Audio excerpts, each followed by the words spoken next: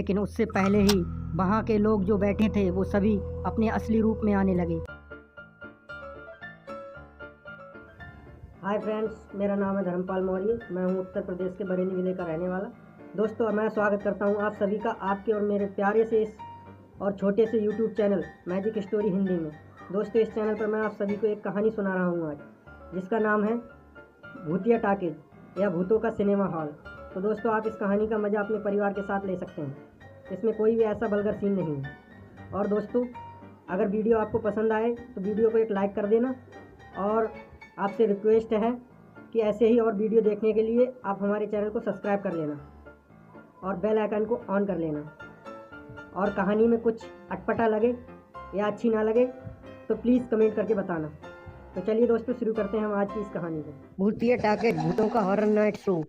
उत्तर प्रदेश के बरेली शहर से एक रास्ता दक्षिण की ओर जाता है। ये रास्ता दिन भर लोगों की चहलकदमी से गूंजता रहता है, लेकिन रात में सिर्फ सन्नाटा होता है। सुना तो ये भी जाता है इस रास्ते पर रात में भूत पिशाच घूमते हैं।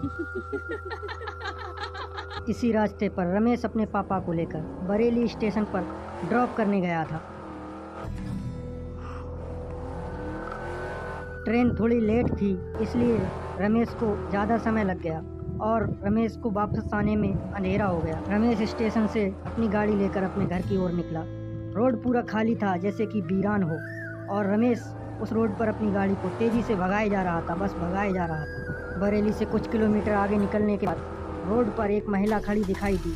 वह अपने हाथ से रमेश को इशारा कर रही थी गाड़ी रोकने का। रमेश ने अपनी गाड़ी को उस महिला के पास ले जाते हुए रोक दिया और उस महिला से रमेश पूछने लगा, आप कौन हैं? रमेश ये पूछ ही रहा था, लेकिन वह महिला बिना कुछ बोले ही रमेश की गाड़ी में बैठ गई। रमेश ने एक बार फिर उससे पूछा, आपको कहाँ जाना है? तो उस महिला ने हाथ का इशारा करते हुए आगे बढ़ने को कहा।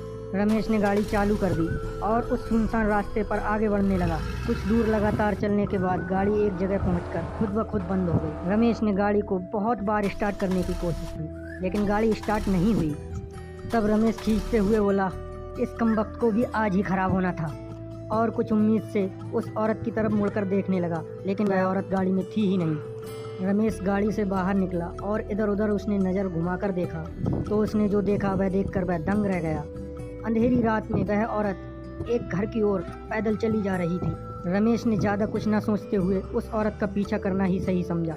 उसे लगा शायद आगे पहुंचकर कुछ मदद मिल जाए। मदद की उम्मीद लिए रमेश उस अंधेरी रात में उस औरत का पीछा करता हुआ आगे बढ़ता जा रहा था। कुछ दूर चलने के बाद वह एक बिल्डिंग में पहुंचा। उस बिल्डिंग में रंग बिरंगी लाइटें जल रही थीं।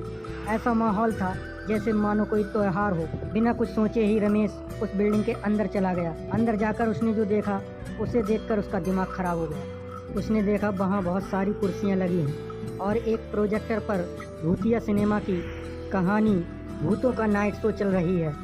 रमेश ने आगे बढ़ते हुए एक आदमी से मदद की उम्मीद लिए बात करने की कोशिश की, लेकिन वहाँ लोग शोर मचाने लगे, बैठ जाओ बैठ जाओ बैठ जाओ।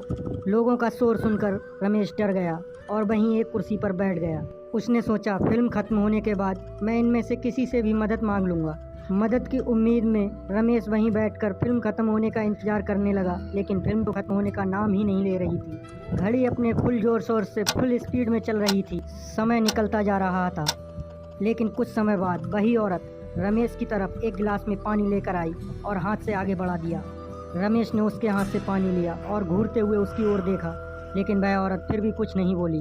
घड़ी तेज़ी से चल रही थी और रात के 12 बजने ही वाले थे, लेकिन उससे पहले ही वहाँ के लोग जो बैठे थे वो सभी अपने असली रूप में आने लगे, एक एक कर भूत बनने लगे।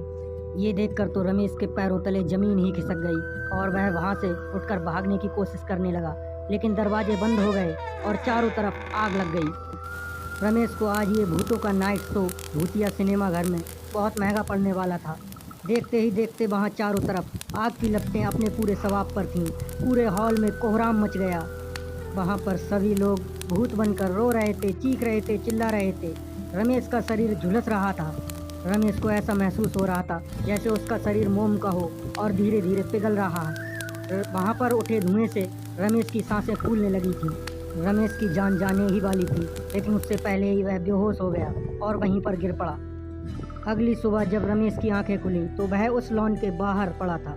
वहाँ से उठकर जब रमेश ने अपनी नज़रें चारों तरफ घुमाई तो वहाँ पर सिर्फ सालों पुराना एक खंडर था, उसके सिवाय और कुछ नहीं था।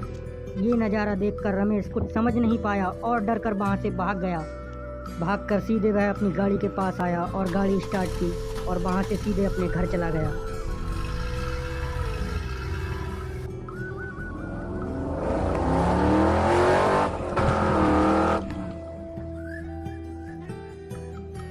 उसने इस घटना के बारे में अपने दोस्तों के साथ जिक्र किया, लेकिन किसी भी दोस्त ने उस पर भरोसा नहीं किया।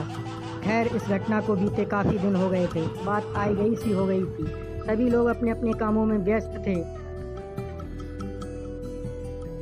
रमेश भी अपने कामों में लगा हुआ था, लेकिन एक दिन उसके घर पर एक पार्सल आया जिस पर उसी महिला का फ़ोटो लगा था और उस फोटो के नीचे लिखा था वापस आओ। ये सब देखकर रमेश के हाथ पैर फूल गए, माथे पर पसीना आ गया। रमेश बहुत डर गया। दोस्तों, अगर आप सभी को ये कहानी पसंद आई तो प्लीज़ एक लाइक करें और चैनल को सब्सक्राइब करें, और अगर ये कहानी वैल्यूएबल लगे तो किसी एक बंदे को शेयर ज़रूर करें। तो चलिए दोस्तों, अब हम मिलते हैं किसी और कहानी में, लेकिन प्लीज़ दोस्तों कमेंट करके ज़रूर बताना ये कहानी कैसी लगी।